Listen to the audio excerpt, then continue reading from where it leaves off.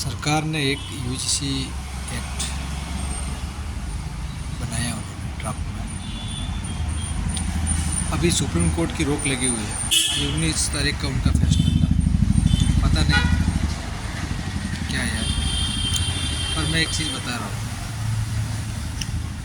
जब से BJP party बनी है ना, तब से सर्वण जो वोटर है ना, वो कटु वोटर रहे हैं। 100% सत्य वोटर रहे और एक्यूरेसी अगर इनकी देखा जाए तो 90-95% तक है। मतलब इतने लोग, पूरा समाज लगभग पूरा वोट करता है, बीजेपी को ही करता है।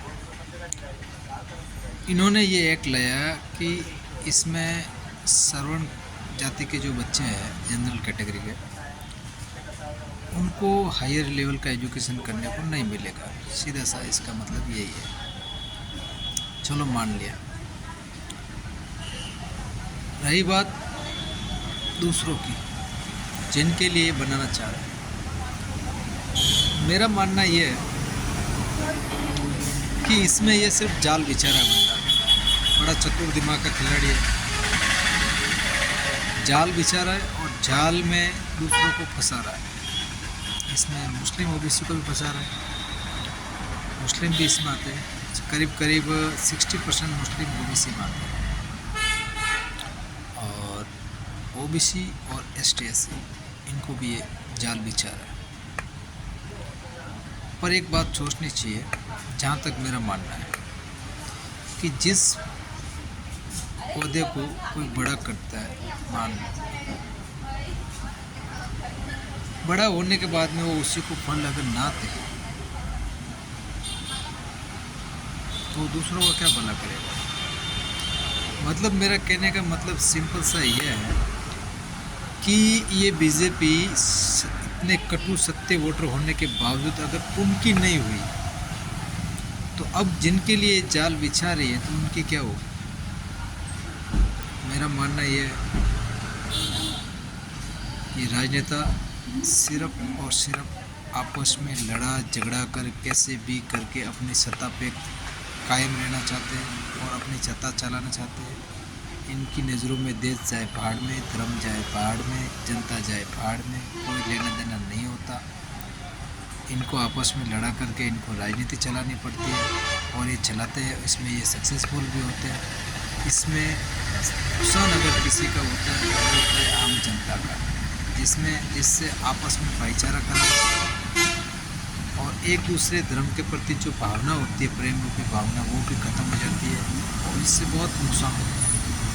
बीजेपी ने आते ही सबसे पहले काम यही किया, हिंदू मुसलमानों का, और अब हिंदू में लड़वा रहा है और इसमें मुसलमानों भी ऐड कर रहा है। मतलब कुल मिला के ये बंदा ना उनका कभी भला कर पाएंगे, ना इनका भला करेंगे।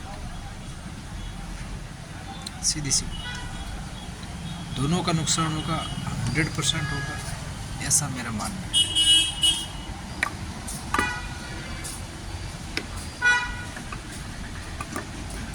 तो मेरा कहने का मतलब अब ये है कि इस बीजेपी पार्टी को अब वोट करने का कोई औचित्य नहीं है। कोई भी हिंदू जो हिंदुत्व का काम करता है, अगर इनको इनकी राजनीति में अगर गहराई में जाके देखेगा ना, इंटरनल, तो ये पाएगा कि ये बंदा अब समाज का नुकसान कर रहा है, बहुत भयंकर। अब ये उतर गए, जैसे जो पहले कांग्रेस जो राजनीति करती थी, वो सेम टू सेम ये रिपीट दोहरा रहे हैं। इनको करना कुछ नहीं है, जो कांग्रेस के प्योर वोटर है उनको कैचअप करना है बस, और ये कैचअप करने में, ये कामयाब होने में काम कर रहे हैं। मतलब ये जाल बिछा रहे हैं। मुझे नहीं लगता कि कोई इनके जाल में फंसेगा। सिर्फ अल्टीमेटली देखा जाए उद्देश्य यह है कि समाज का नुकसान होगा, बाकी जाल में कोई फंसने वाले नहीं है। बीजेपी से कहना चाहता हूँ, आप सुधर जाओ। क्यों देश को बर्बाद करने में तुले हो, क्यों हमारे समाज को बर्बाद करने में तुले हो, ठीक है ना। आपस में भाईचारा किसी भी जाति धर्म का रहने दो। ये आपका कतई कोई अधिकार नहीं है जो आप ज़बरदस्ती किसी के ऊपर कानून ठोकोगे। आपको जनता ने सरकार के पद पे बिठाया, इसका मतलब ये नहीं है कि आप किसी का भी कुछ भी नुकसान कर लोगे। हम रिक्वेस्ट कर रहे हैं, आ जाओ अपनी हरकतों से, वरना जिस दिन वरना जनता रोड सड़क पे आ गई ना, लेने के देने पड़ जाएंगे। जब तक शांत है तब तक ठीक है। पानी सिर से ऊपर जा रहा है, समझ लो।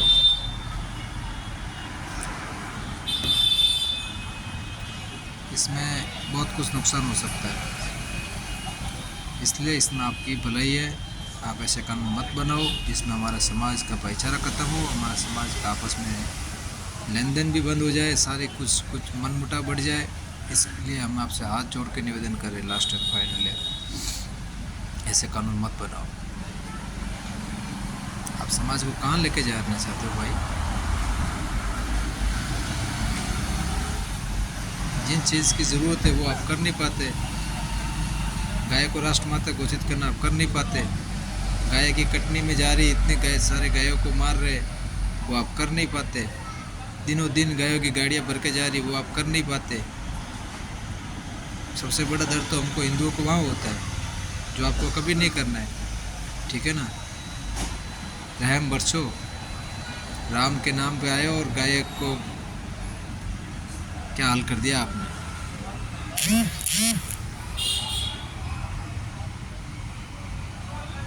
जय जय